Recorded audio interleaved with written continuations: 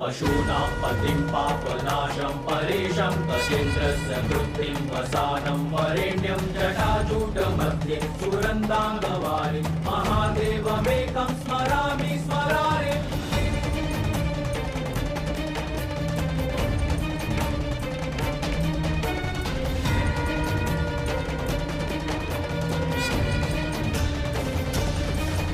पशूनां पतिं पापनाशं परेशं गजेन्द्रस्य कृत्तिं वसानं वरेण्यं। महादेव, महादेव मेरी पुकार सुन लीजिए महादेव।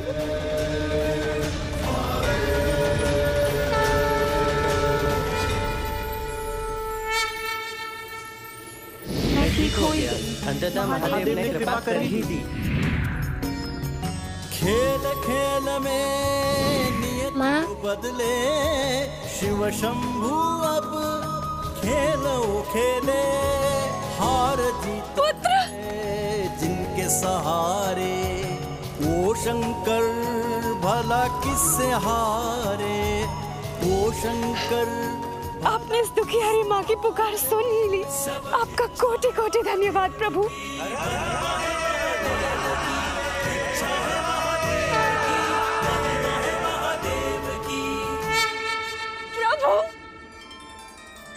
प्रभु, प्रभु, प्रभु, प्रभु, प्रभु, मेरे पुत्र को आपने चेतन कर दिया महादेव। अब पूरी काशी नगरी में जीवन का संचार हो जाएगा। प्रभु, आपकी माता का क्या हुआ?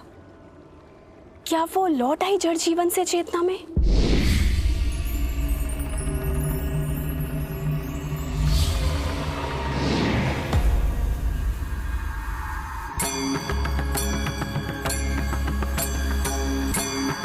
नहीं।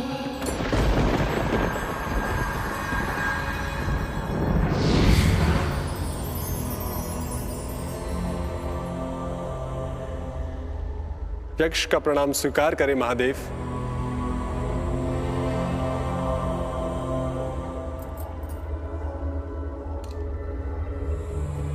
आपके प्रकट होने का प्रयोजन यक्षदेव? आपकी माता को पाषाण अवस्था से वापस लाने का मार्ग बताना। हाँ प्रभु, हम जानते हैं वो उपाय।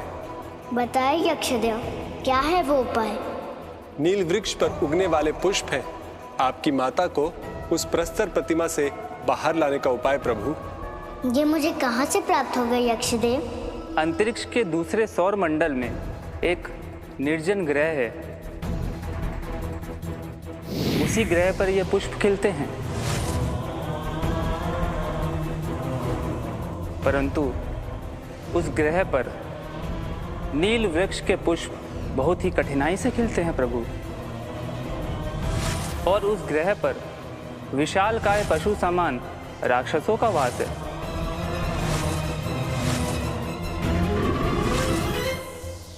इसीलिए उस वृक्ष तक पहुंचना विकट ही नहीं, असंभव है। परंतु एक संकट और भी है प्रभु। कोई भी भारी वस्तु उस वृक्ष के निकट नहीं जा सकती। उससे उस वृक्ष को क्षति पहुंच सकती है। इसलिए बहुत हल्के और कोमल लोग ही उस वृक्ष के निकट पहुंच सकते हैं। और उन नील वृक्ष के पुष्प को लाने में सबसे बड़ी चुनौती ये है, उन राक्षसों को क्षति पहुंचाए बिना उस पुष्प के खिलने की प्रतीक्षा करनी होगी और लेकर आना होगा। और यदि भूलवश भी उन विशालकाय राक्षसों से युद्ध करने की स्थिति आई तो पूरा ग्रह और उस वृक्ष के नष्ट हो जाने का संकट है। इन सब सावधानियों को बरतते हुए ही उस जीवनदायी पुष्प को लाना होगा प्रभु। उपाय बताने के लिए आपका कोटि कोटि धन्यवाद यक्षदेव।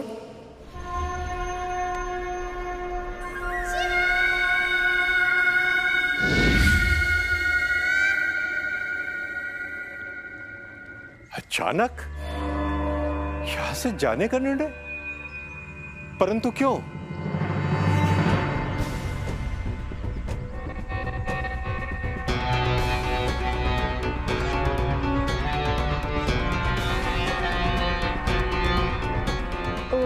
अनुसुईया के जीवन और बालश्री के शीघ्र वापस आने के लिए हम हिमालय पर तपस्या करने जाना चाहते हैं। कृपया हमें आज्ञा दीजिए। नहीं सनत कुमार, मैं आप लोगों को इसकी आज्ञा कदापि नहीं दे सकता। आप सबको तो पता है कि आप लोगों का उत्तरदायित्व देवी अनुसुईया पर है, और जब देवी इस अवस्था में है तो स्वाभाविक है कि आप लोगों का दायित्व मुझ पर है, और ऐसी स्थिति में आप लोगों को हिमालय जाकर तप करने की अनुमति मैं नहीं दे सकता। परंतु भूलिए मत ऋषिवर कि देवी अनुसुईया हमारी किसी भी इच्छा का विरोध नहीं करती थी, इसलिए आप भी। पता है, मुझे ये सब पता है, किंतु आज्ञा मैं तब भी आप लोगों को नहीं दे सकता। आप चिंता न करें ऋषिवर, हम बालश्री के लौटते ही और देवी अनुसुईया के चेतना में लौटते ही वापस आ जाएंगे। कल्याणार्थ समाधान ढूंढने में बाधा उपस्थित नहीं करनी चाहिए। अब हमें आज्ञा दीजिए ऋषिवर।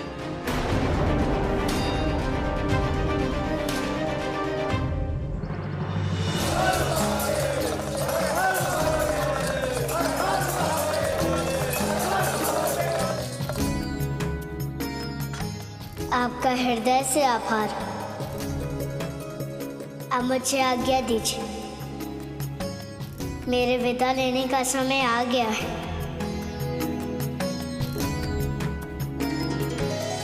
मेरा सौभाग्य है जो जीते जी आपके दर्शन हुए महादेव। आपने मेरे जीवन को सफल बना दिया प्रभु, आपने मेरे जीवन को सफल बना दिया।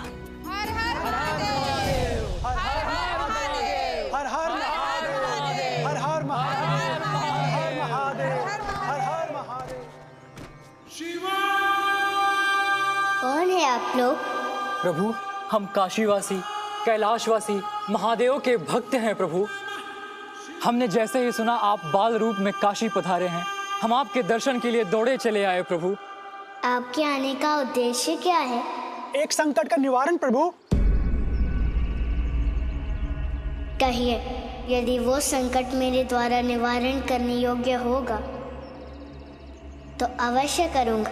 प्रभु, यहाँ से दूर काशी के बाहरी क्षेत्र में एक शिव भक्त बालक को एक राक्षसी ने बंदी बना लिया है। उस शिव भक्त बालक को वो शिवद्रोही राक्षसी बहुत प्रताड़ित कर रही है प्रभु। वो चाहती है कि बालक शिव का नाम न जपे, लेकिन वह भक्त अपनी भक्ति पर अटल है प्रभु। उस निस्वार्थ कोमल बालक को बचा लीजिए प्रभु। ये कैसी परीक्षा की घड़ी है। एक और माँ पाषाण की मूर्त बनी हुई है, दूसरी ओर एक भक्त को हमारी सहायता की आवश्यकता है। आप चारों सनत कुमारों को आपकी शिष्या का प्रणाम। उन तीनों बाल त्रिदेवों को वापस भेजने की युक्ति लाने के लिए धन्यवाद। वो बाहर नहीं जाएंगे, अभी तो हम बाहर जाएंगे। कहाँ? कैलाश। क्यों? किस लिए? एक गुप्त योजना को कार्यान्वित करने के लिए। कैसी गुप्त योजना सनत कुमारों? आप अपनी शिष्या को नहीं बताएंगे? कान इधर लाओ।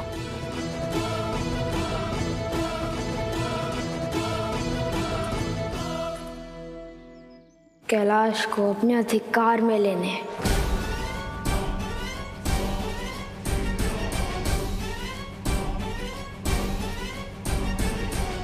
ये क्या किया मूर्खों ने? मेरी सारी योजना पर पानी फेर दिया। मन तो होता है कि अभी ही, किंतु नहीं। भविष्य में जिसके काम आने की संभावना हो उसकी क्षति नहीं करनी चाहिए। क्या सोचने लगी? कैसी लगी हमारी योजना? महान योजना है, बहुत महान योजना है। आप चारों को जब भी मेरी आवश्यकता की जरूरत हो मुझे याद कीजिएगा, मैं अवश्य सहायता करूंगी।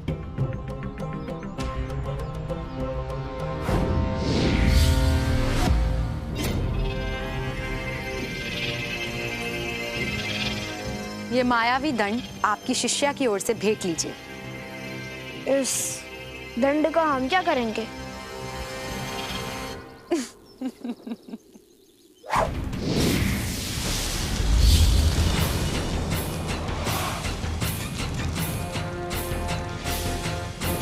और क्या विशेषता है इस मायावी दंड की?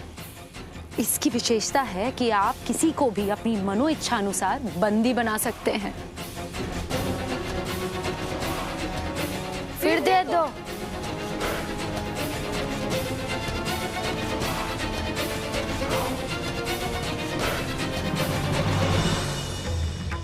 ओम नमः शिवाय, ओम नमः शिवाय, ओम नमः शिवाय। कहीं ऐसा ना हो कि इसकी शिव भक्ति के प्रभाव से हम भी मंत्र न जपने लग जाएं। ओम नमः शिवाय, ओम नमः शिवाय, ओम नमः शिवाय, ओम नमः शिवाय। क्षमा करे, छोटा सा बालक है। ये बालक नहीं, शिव भक्त है, और शिव भक्त का दंड जीवन का अंत।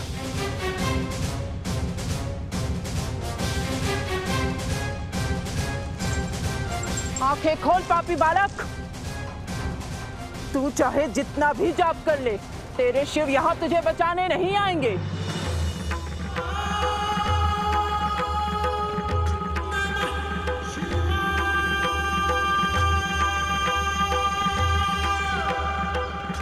इसलिए शिव को भजना छोड़ मेरी शरण में आ जा और मेरे नाम का जाप आरंभ कर दे। जो सृष्टि के स्वामी हैं, जैसे चर, अचर, जड़ चेतन के संसार में अस्तित्व है, उन स्वयंभू शिव से इतना क्यों घृणा करती हैं आप? आप मेरी मानिए, आप भी उनकी शरण में आ जाइए, आपके मुक्ति का द्वार खुल जाएगा। विराम दे अपनी जीवा को मूर्ख बालक, अन्यथा महादेव की कही जाने वाली इस नगरी काशी में तुझे बचाने वाला एक व्यक्ति नहीं होगा। मेरी शरण में आ जा, अन्यथा आज अपने जीवन का अंतिम दिन समझ। ये तो मेरे लिए सौभाग्य की बात होगी। आपके हाथों मृत्यु पाकर अपने शिव, अपने स्वामी को मिल जाऊंगा।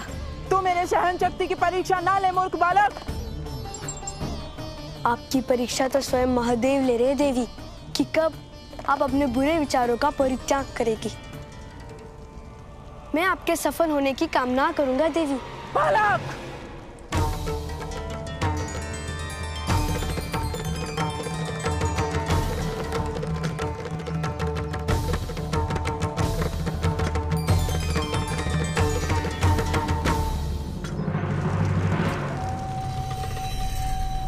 अब देखती हूँ तुझे बचाने कौन आता है। जिसका नाम तू जप रहा है वो शिव अथवा कोई और शूरवीर शिव भक्त। जीवन मृत्यु नियत होता है, न कोई दे सकता है न कोई ले सकता है। पापी वाचाल बालक, अब ये अग्नि तुझे जलाकर भस्म कर देगी और सबको संदेश भेजेगी कि मेरे क्षेत्र में शिव का नाम लेने वाले का कितना कष्टदायक अंत होता है। रुक जाओ।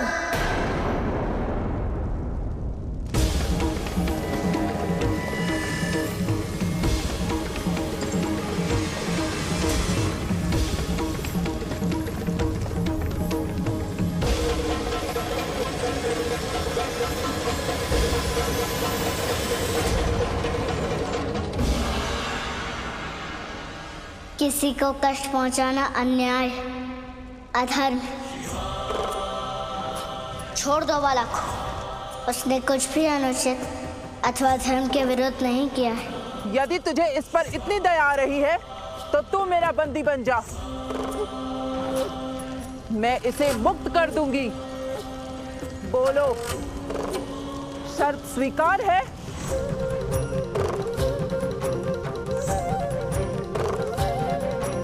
मुझे तुम्हारी शर्त स्वीकार है। मैं तुम्हारा बंदी बनने को तैयार हूँ।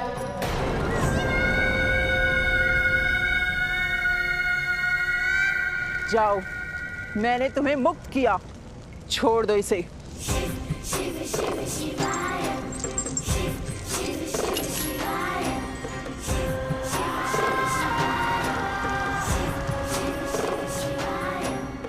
प्रभु,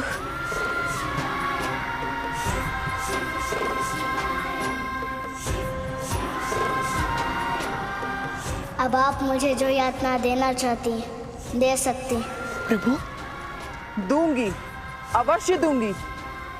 आओ, इस अग्नि कुंड में कूद जाओ।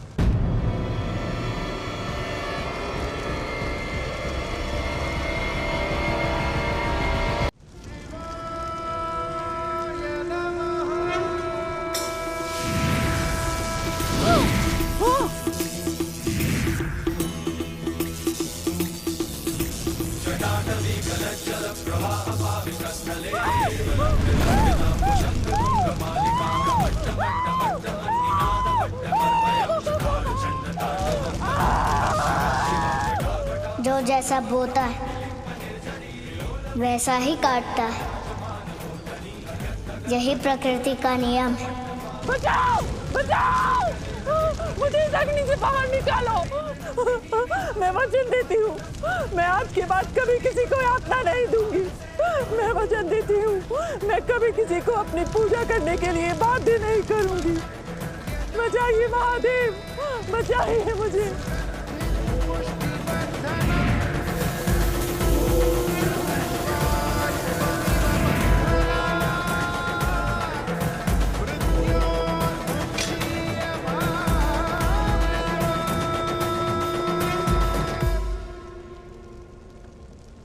अहम ही सारे दुखों का कारण है। हम अपने अहम के कारण दूसरों की भावनाओं को अनुभव नहीं कर पाते। जो दुख हम दूसरों को पहुंचाते हैं,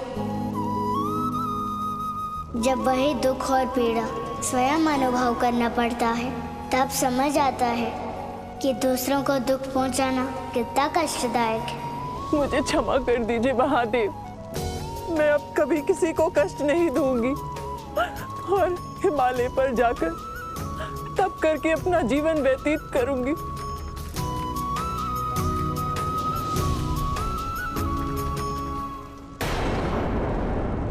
एक छोटा सा कार्य भी भली भांति नहीं कर पाई तुमसे किसी भी बात की आशा करना ही व्यर्थ है। अब शिलाखंड बनकर खड़ी मत रहो यहाँ, जाओ जाओ और अनसुया के घर और उसके आसपास ऐसा उपद्रव मचाओ, ऐसा उत्पात मचाओ कि वो तीनों स्वयं कहीं चले जाएं, कहीं दूर। अब जाओ। जी जी जी माता। किसे दूर भेजने की तैयारी हो रही है मातेश्वरी? किसी को भी नहीं, पर तुम यहाँ? मेरा कार्य समाप्त हो गया है मातेश्वरी।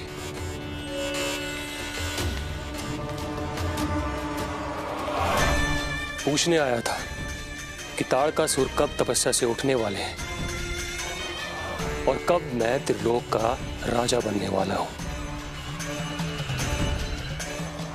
किंतु यहां आते समय जो मैंने सुना, उससे तो गंध कुछ और ही आ रही थी। कहीं मुझसे छल करने की तैयारी तो नहीं हो रही है?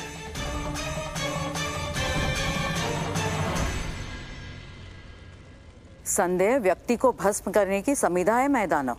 इसीलिए संदेह करने का अवसर भी मत दीजिएगा, अपने वचन पर अड़िग रहिएगा, अन्यथा मैं इन तीनों लोकों में ऐसा उपद्रव मचाऊंगा जिसे यह संसार कभी भूल नहीं पाएगा। कल्पनातीत होगा मेरा उपद्रव। ऐसा करने का तुम्हें अवसर भी नहीं मिलेगा मैदानव। माता, आप मूर्ति बन गई और भ्राताशिव इस विकट परिस्थिति में हमें छोड़कर ना जाने कहां चले गए। ये हमारी किस भूल का दंड है माता? तुम दोनों दुखी मत हो पुत्र। तुम्हारे भ्राता शिव अवश्य ही माता को स्वस्थ करने का उपाय ढूंढने गए होंगे। मुझे विश्वास है कि वो शीघ्र आते ही होंगे। तुम्हारी मां स्वस्थ हो जाएंगी। इन्हें भी पता नहीं है कि बाल शिव कहाँ लुप्त हो गया है। क्या करूं मैं? माता का आदेश है तो कुछ ना कुछ तो करना ही होगा, और अवसर भी अनुकूल है। सबसे बड़ी बाधा बाल शिव नहीं है।